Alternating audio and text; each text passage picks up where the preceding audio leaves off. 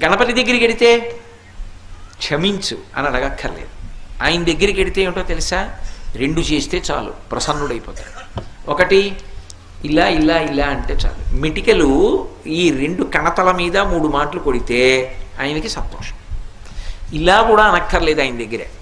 ఇలా కొట్టి ఈ చేతి మీద కుడి చేయి పైకొచ్చేట్టు ఎడం చేయి కిందకు ఉండేటట్టు పెట్టి కుడి చేత్తో ఈ చెవి చివరిని ఎడం చేత్తో ఈ చెవి చివరిని పట్టుకొని 3 మాటలు గుంజీలు తీస్తే ప్రసన్నుడైపోతాడు.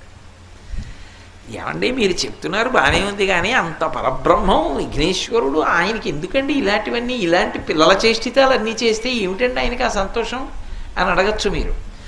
దీని వెనక ఒక మర్మం ఉంది.